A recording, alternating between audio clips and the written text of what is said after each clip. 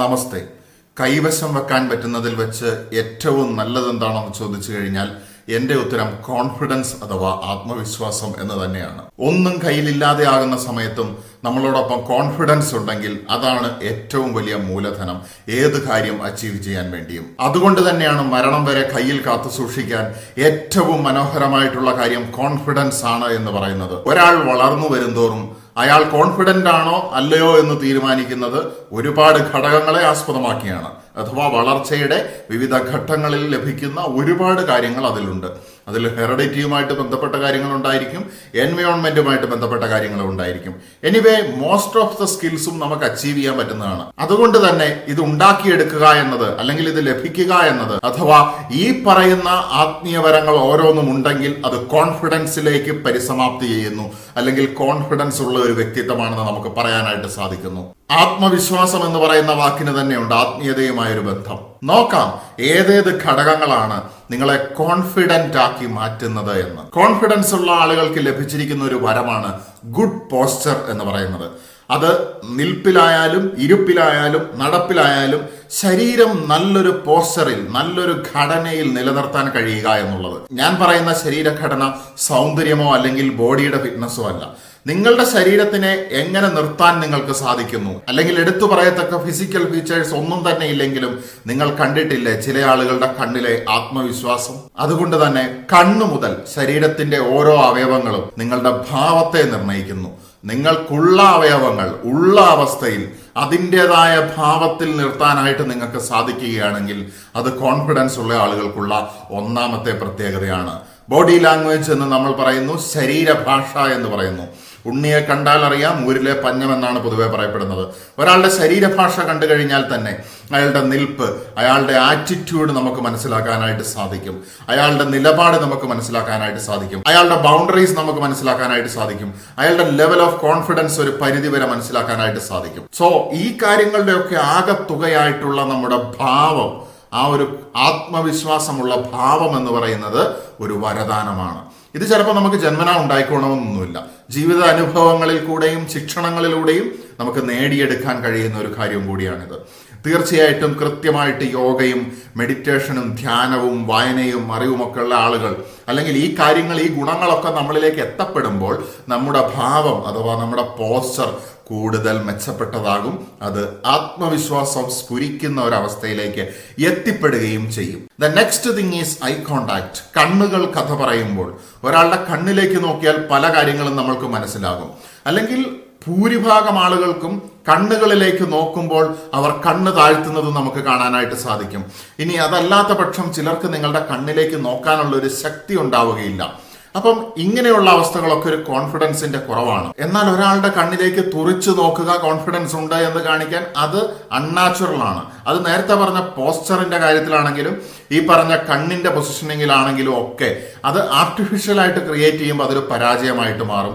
ഏച്ച് കെട്ടിയാൽ മുഴച്ചിരിക്കും. കോൺഫിഡൻസ് ഉള്ള ആളുകളെ സംബന്ധിച്ചിടത്തോളം അവർക്ക് ഐ കോണ്ടാക്ട് നിലനിർത്താൻ വലിയ ബുദ്ധിമുട്ടുകൾ ഉണ്ടാവുകയില്ല. ജീവിതത്തിൽ ഒരു ഘട്ടത്തിലെത്തിയാൽ ചില പ്രത്യേക ആത്മീയവരം ലഭിച്ച ആളുകളെ സംബന്ധിച്ചിടത്തോളം അവർ മറ്റുള്ളവരുടെ കണ്ണുകളിലേക്ക് നോക്കുമ്പോൾ അവർക്കത് താങ്ങാൻ പറ്റാത്ത ചില സാഹചര്യങ്ങൾ നമുക്ക് ദർശിക്കാനായിട്ട് സാധിക്കും. അത് തുറച്ചു നോക്കുന്നത് കൊണ്ടല്ല, ബട്ട് അവർക്കത് അവരുടെ ഹൃദയത്തിലേക്ക് നോക്കുന്നത് പോലെ ഫീൽ ചെയ്യുകയാണ്.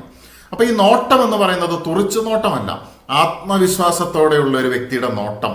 That creates an impression.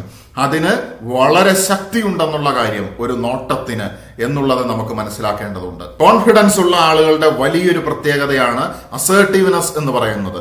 ഞാൻ പല വീഡിയോകളിൽ പറഞ്ഞിട്ടുണ്ട്, യെസ് പറയേണ്ടടുത്ത് യെസ്സും നോ പറയേണ്ടടുത്ത് നോയും, പാസിവിറ്റിയോ അഗ്രഷനോ കൂടാതെ പറയാനുള്ള കഴിവിനെയാണ് അസേർട്ടീവ്നെസ് എന്ന് പറയുന്നത്. അസേർട്ടീവ്നെസ് ഒരു സ്കില്ലാണ്. ഇത് ട്രെയിൻ ചെയ്ത് നമുക്ക് ഉണ്ടാക്കിയെടുക്കാൻ പറ്റുന്ന ഒരു കാര്യമാണ്.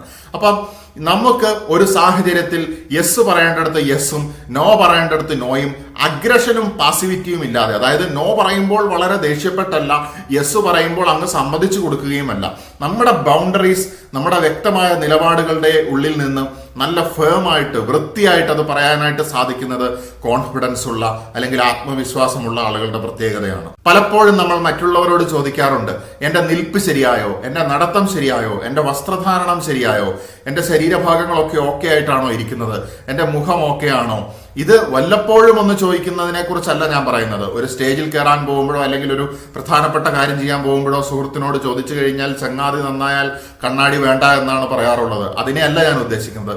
നിരന്തരം ഇത്തരം കാര്യങ്ങളിൽ മറ്റുള്ളവരോട് റീഅഷ്വറൻസ് എടുത്തുകൊണ്ടിരിക്കുകയാണെങ്കിൽ അത് ആത്മവിശ്വാസം ഇല്ലാത്തതിന്റെ ലക്ഷണമാണ്. സെൽഫ് അഷ്വേർഡ് ആയിരിക്കും. കോൺഫിഡൻസ് ഉള്ള ആളുകൾ അവർക്ക് തന്നെ അറിയാം, clearly they know, they have A good body image perception. അവരുടെ ശരീരം എങ്ങനെയാണ്, അതിന്റെ പിക്ചർ എങ്ങനെയാണെന്നുള്ള നല്ലൊരു ധാരണ ആത്മവിശ്വാസമുള്ള ആളുകൾക്കുണ്ട്. അതുകൊണ്ട് തന്നെ അവർക്ക് പുറത്തുനിന്ന് അതിനെക്കുറിച്ച് പ്രത്യേകമായിട്ട് അറിയേണ്ടതില്ല. അവർക്കൊരു കണ്ണാടിയോ ഒരു സെൽഫി ക്യാമറയോ മാത്രം ഉണ്ടായാൽ മതി. അപ്പൊ ഇത് എപ്പോഴും എടുത്ത് ഈ കാര്യങ്ങളിൽ കൂടെ ഞാൻ എങ്ങനെയാണെന്ന് നോക്കിയിരിക്കുന്ന അവസ്ഥ കോൺഫിഡൻസ് കുറവിന്റെ ഒരു അടയാളമാണ്. നമുക്കെല്ലാവർക്കും സൗന്ദര്യമുണ്ട് എന്നുള്ളതാണ് മനസ്സിലാക്കേണ്ടത്. നമ്മുടെ നിറം ഏതായാലും, നമ്മുടെ ശരീരം തടിച്ചതായാലും മെലിഞ്ഞതായാലും ഇടത്തരമായാലും എല്ലാ മനുഷ്യനും ഒരു മനോഹാരിതയുണ്ട്. നിങ്ങൾ പ്രകൃതിയിലേക്ക് നോക്കൂ, ഓരോ പക്ഷികളെ നിങ്ങൾ നോക്കൂ, അത് കറുത്ത കാക്ക മുതൽ വെളുത്ത പ്രാവ് വരെയുള്ള എല്ലാ ജീവജാലങ്ങളെയും നിങ്ങൾ നോക്കൂ. ഇവയ്ക്കൊക്കെ ഒരു മനോഹാരിതയില്ലേ? ഓരോ ചെടികൾക്കും ഇലകൾക്കും പൂവുകൾക്കും പ്രകൃത്യാലുള്ള യൂണിവേഴ്സിൽ നിന്നുള്ള എല്ലാ കാര്യങ്ങൾക്കും മനോഹാരിതയുണ്ട്. തീർച്ചയായിട്ടും നമ്മൾ നമ്മളെ കൃത്രിമമായിട്ട് ഉണ്ടാക്കിയെടുത്തതല്ല, നമ്മൾ ഇവിടെ ജന്മം കൊണ്ടതാണ്. ഫ്രം ദ ക്രിയേറ്റർ, നമ്മൾ അവിടെ നിന്ന് വരുന്നു. അപ്പോൾ ആ ക്രിയേറ്റർ ഉണ്ടാക്കുന്ന എവറിത്തിങ് ഈസ് ബ്യൂട്ടിഫുൾ. നമ്മൾ മനസ്സിലാക്കേണ്ട ഒരു കാര്യം, നമുക്ക് ഓരോരുത്തർക്കും സൗന്ദര്യമുണ്ട്. പലരും ആത്മവിശ്വാസം കുറയുന്ന അവസ്ഥയിൽ അല്ലെങ്കിൽ സ്വന്തമായിട്ട് ഞാൻ കൊള്ളില്ല എന്ന് വിശ്വസിക്കുന്ന ലോ സെൽഫ് എസ്റ്റീം ഉള്ള അവസ്ഥയിൽ ഈ സമയത്തൊക്കെയാണ് ഈ സൗന്ദര്യം നഷ്ടപ്പെടുന്നത്. ഓരോ മനുഷ്യനും അവനെ തന്നെ, അവന്റെ ശരീരവും മനസ്സും ആത്മാവും വൃത്തിയായിട്ട് സൂക്ഷിക്കാൻ പറ്റുവാണെങ്കിൽ അതാണ് ഏറ്റവും നല്ല സൗന്ദര്യം. True beauty consist of purity of heart. ഹൃദയത്തിന്റെ വിശുദ്ധിയാണ് ഏറ്റവും വലിയ സൗന്ദര്യം. നിങ്ങളെ മറ്റുള്ളവർ വിമർശിക്കുമ്പോൾ നിങ്ങൾ അങ്ങ് തകർന്നു പോകാറുണ്ടോ? നിങ്ങളുടെ മനസമാധാനം നഷ്ടപ്പെട്ടു പോകാറുണ്ടോ? ചൂളിപ്പോകാറുണ്ടോ? തീർച്ചയായിട്ടും ഇത് ആത്മവിശ്വാസക്കുറവിന്റെ ലക്ഷണമാണ്. മറ്റുള്ളവർ നിങ്ങളെക്കുറിച്ച് എന്തു പറയുന്നു എന്നുള്ളത് നിങ്ങളുടെ ജോലിയല്ല. നിങ്ങൾക്ക് റിഫ്ലക്റ്റ് ചെയ്യാനായിട്ട് കൺസ്ട്രക്റ്റീവ് ക്രിറ്റിസിസം, മറ്റുള്ളവർ ക്രിയാത്മകമായിട്ടുള്ള വിമർശനങ്ങൾ നൽകുമ്പോൾ അത് ഉപയോഗിക്കാം. പക്ഷേ ക്രിയാത്മക വിമർശനം നിങ്ങളിൽ ഭൂരിഭാഗ സമയത്തും തരുന്നത് നിങ്ങളുടെ ഗുരുക്കന്മാരോ നിങ്ങളുടെ വെൽ വിഷേഴ്സോ ആയിരിക്കും.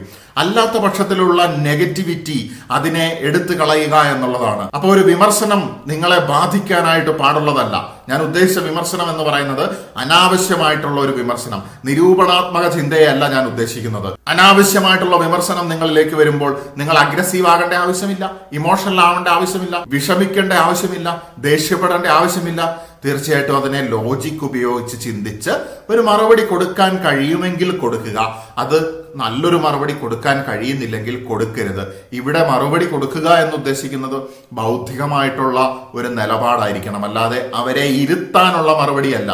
കാരണം ഒരുവൻ നിങ്ങളോട് ആക്രോശിക്കുമ്പോൾ നിങ്ങൾ തിരിച്ചും ആക്രോശിച്ചാൽ അവനും നിങ്ങളും തമ്മിൽ എന്ത് വ്യത്യാസമാണുള്ളത്? തീർച്ചയായിട്ടും ആത്മവിശ്വാസമുള്ള ആളുകളെ സംബന്ധിച്ച് അവരുടെ സ്റ്റാൻഡിൽ തന്നെ അവർക്ക് ആത്മവിശ്വാസമുണ്ട്. സോ ക്രിറ്റിസിസം അവരെ വീഴ്ത്തുന്ന ഒരു സംഗതിയല്ല. ചിലർക്കൊരു ഉദ്ദേശമുണ്ട്, ചില രീതിയിലുള്ള വിമർശനങ്ങൾ ഉന്നയിക്കുമ്പോൾ ഇയാളങ്ങ് നിർത്തിപ്പോയിക്കോളും, തളർന്നു പോയിക്കോളും എന്നൊക്കെ. പക്ഷെ ആത്മവിശ്വാസമുള്ളവനെ സംബന്ധിച്ച് അത് അമ്പിളിയമ്മാവനെ നോക്കി പട്ടി കുരയ്ക്കുന്ന അവസ്ഥയാണ്.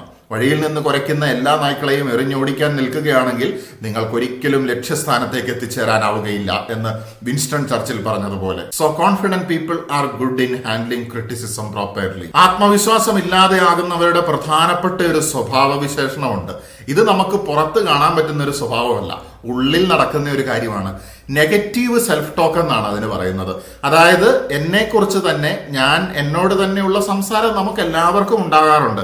പക്ഷെ ആത്മവിശ്വാസം ഇല്ലാത്ത ആളുകളെ സംബന്ധിച്ചിടത്തോളം ഈ നെഗറ്റീവ് സെൽഫ് ടോക്ക് വളരെ അധികമായിരിക്കും. അതായിരിക്കും അവരെ ഭരിക്കുന്നത്. ഞാനൊന്നിനും കൊള്ളില്ല, എനിക്ക് സൗന്ദര്യമില്ല, എനിക്ക് കഴിവില്ല, എനിക്ക് പഠിക്കാനുള്ള കഴിവില്ല, എനിക്ക് മറ്റുള്ളവരെ പോലെ ഒന്നും ആകാനായിട്ട് പറ്റുന്നില്ല, എനിക്ക് പഠിക്കാനും പറ്റുന്നില്ല, പഠിപ്പിസ്റ്റാകാനും പറ്റുന്നില്ല, അലമ്പനാകാനും പറ്റുന്നില്ല, ഒന്നിലും മെച്ചപ്പെടാൻ കഴിയുന്നില്ല, ഞാൻ ഒന്നിനും കൊള്ളില്ല, എൻ്റെ പേരൻസിന് സ്നേഹമില്ല, ചുറ്റുമുള്ളവർക്ക് സ്നേഹമില്ല, ഇങ്ങനെ മനസ്സിലേക്ക് ഇങ്ങനെ വന്നുകൊണ്ടിരിക്കുക. അപ്പൊ എങ്ങനെ കോൺഫിഡന്റ് ആകാൻ പറ്റും?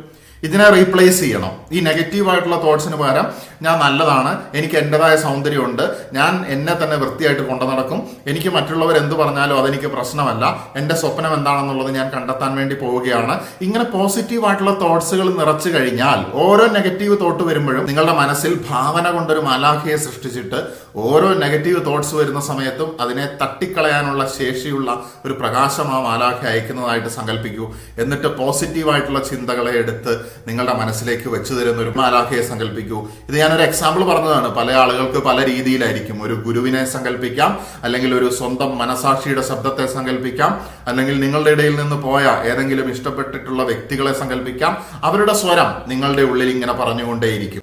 പല രീതിയിലുള്ള ടെക്നിക്സ് ഉപയോഗിച്ച് ഈ നെഗറ്റീവ് സെൽഫ് ടോക്കിനെ എടുത്തു കളഞ്ഞ് പോസിറ്റീവ് സെൽഫ് ടോക്ക് ഇൻസ്റ്റാൾ ചെയ്യുവാണെങ്കിൽ, അതായത് ഈ അനാവശ്യമായ ആപ്ലിക്കേഷൻ, വൈറസ് കയറിയതും കേടുവന്നതുമായിട്ടുള്ളതൊക്കെ എടുത്തു കളഞ്ഞിട്ട് പോസിറ്റീവ് ആയിട്ടുള്ള ആപ്ലിക്കേഷൻസ് മാത്രം വെച്ചാൽ മതി ക്ലീൻ ആയിട്ടുള്ള നിങ്ങളുടെ ഡെസ്ക്ടോപ്പിൽ.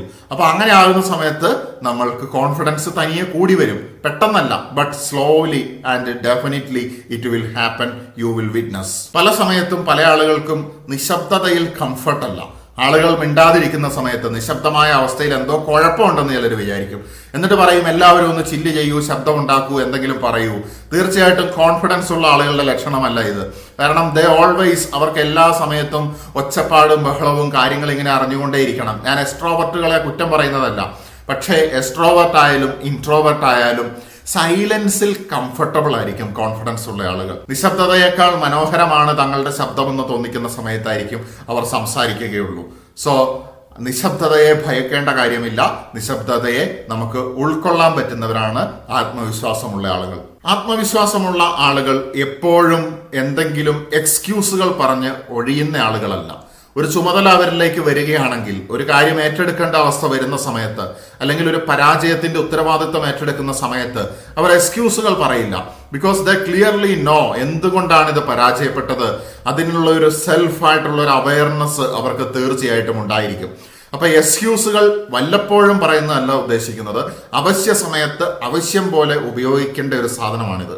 പക്ഷെ എപ്പോഴും ഇത് ഉപയോഗിക്കുന്നത് ആത്മവിശ്വാസക്കുറവാണ്. അതുകൊണ്ട് ആത്മവിശ്വാസമുള്ള ആളുകൾ എപ്പോഴും എക്സ്ക്യൂസുകൾ ഉപയോഗിക്കാറില്ല. അനാവശ്യമായിട്ടുള്ള മത്സരങ്ങളെ കുറിച്ചുള്ള സംസാരം, അനാവശ്യമായിട്ടുള്ള മത്സരങ്ങൾ ഉണ്ടാക്കാനുള്ള സാഹചര്യം ഉണ്ടാക്കുക, അനാവശ്യമായിട്ട് ഒരു മത്സരവും ഇല്ലാതെ നിൽക്കുന്നവനോട് കയറി മത്സരിക്കുക, ഇതൊക്കെ ആത്മവിശ്വാസക്കുറവിന്റെ ലക്ഷണമാണ്. അൺഹെൽത്തി ആയിട്ടുള്ള ആവശ്യമില്ലാത്ത കോമ്പറ്റീഷൻ അത് ഉണ്ടാക്കുന്നവരും അതിലായിരിക്കുന്നവരും ആത്മവിശ്വാസം ഇല്ലാത്തത് കൊണ്ടുള്ള ഒരു പ്രവർത്തനമാണ് അവിടെ നടക്കുന്നത്. കാരണം ആത്മവിശ്വാസം ഉള്ളവന് ആരുടെ മുന്നിലും പ്രൂവ് ചെയ്യേണ്ട കാര്യം ഇല്ല. അതുകൊണ്ട് തന്നെ അവർ അനാവശ്യ മത്സരത്തിനില്ല.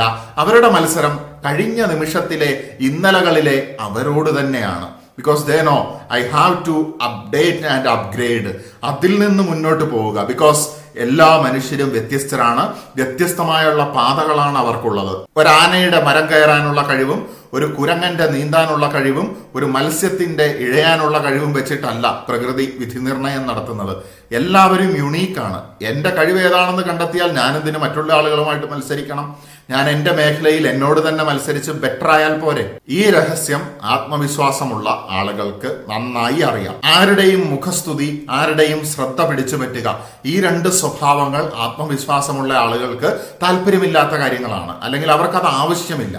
മുഖസ്തുതി കേൾക്കുന്നതും ശ്രദ്ധ പിടിച്ചു പറ്റുന്നതും ഒക്കെ ആത്മവിശ്വാസക്കുറവിന്റെ ലക്ഷണങ്ങളാണ്. കാരണം ഇത് മറ്റൊരു തരത്തിലുള്ള റീഅഷ്വറൻസ് എടുക്കുകയാണ് ആളുകളിൽ നിന്ന്. പല സ്ഥലങ്ങളിലും പല കാര്യങ്ങൾ ഇംപ്ലിമെന്റ് ചെയ്യുന്ന സമയത്തും റെസിസ്റ്റൻസ് കാണിക്കുന്ന ആളുകളെ നമ്മൾ കണ്ടിട്ടുണ്ട്. അനാവശ്യമായിട്ട് കോൺഫ്ലിക്റ്റുകൾ ഉണ്ടാക്കുന്നവരെ നമ്മൾ കണ്ടിട്ടുണ്ട്. ഇത് എന്തെങ്കിലും തരത്തിലുള്ള അജണ്ടയുള്ളപ്പോഴും ആത്മവിശ്വാസക്കുറവുള്ളപ്പോഴും ഇറക്കുന്ന തന്ത്രങ്ങളാണ്. കോൺഫിഡൻസ് ഉള്ള ആളുകൾ, ആത്മവിശ്വാസമുള്ള ആളുകൾ ഒന്നിനോടും റെസിസ്റ്റൻസ് കാണിക്കുന്നില്ല. കാരണം അവർ അസർട്ടീവാണ്. യെസ് പറയേണ്ടടുത്ത് യെസ്സും നോ പറയേണ്ടടുത്ത് നോയും പറയേണ്ടതുപോലെ അറിയാം. അതുകൊണ്ട് അവിടെ ഒരു റെസിസ്റ്റൻസിന്റെയോ കോൺഫ്ലിക്റ്റിന്റെയോ ആവശ്യം വരുന്നില്ല എന്നത് തന്നെയാണ്. ആത്മവിശ്വാസമുള്ള ആളുകൾ പരാജയത്തെ ഭയപ്പെടുന്നില്ല എന്നുള്ളതാണ് മറ്റൊരു പ്രത്യേകത. കാരണം പരാജയത്തെ കൃത്യമായിട്ട് ഹാൻഡിൽ ചെയ്യാൻ കഴിയുന്നവർക്കാണ് വിജയത്തിലേക്ക് എത്താനായിട്ട് സാധിക്കുന്നത്. ഭയപ്പെടേണ്ട ഒരു കാര്യമല്ല പരാജയം. പരാജയം എന്ന് പറയുന്നത് ഒരു പാഠമാണ് എന്നുള്ളത് ഇവർ എന്നോ മനസ്സിലാക്കി കഴിഞ്ഞു, പഠിച്ചു കഴിഞ്ഞു. അവസാനമായി ശക്തമായ നിലപാടുള്ള ആളുകളായിരിക്കും കോൺഫിഡൻസ് അഥവാ ആത്മവിശ്വാസത്തിന്റെ അനുഗ്രഹം കിട്ടിയ ആളുകൾ. അവർക്ക് ഏത് കാര്യത്തിലും അവരുടേതായ ഒരു വാല്യൂ സിസ്റ്റം, ഒരു എത്തിക്സ്, മൊറാലിറ്റി ഇതൊക്കെ അവർക്ക് കൃത്യമായിട്ടുണ്ടാവും. They have their own boundary. അവരുടേതായ ഒരു ബൗണ്ടറി, ഒരു അതിർവരമ്പ് എല്ലാത്തിനും ഉണ്ടായിരിക്കും. അത് മറ്റുള്ളവരോട് വിളിച്ചു പറയാതെ തന്നെ ചുറ്റിനുള്ളവർ മനസ്സിലാക്കുകയും ചെയ്യും. അപ്പം കോൺഫിഡൻസ് എന്ന് പറയുന്നത് ഒരു വരമാണ്. ഇതുണ്ടെങ്കിൽ, നിങ്ങളുടെ മൂലധനം ഇല്ലെങ്കിൽ പോലും ഇതൊരു മൂലധനമായിട്ട് വർത്തിക്കുന്ന ഒരു കാര്യമാണ്.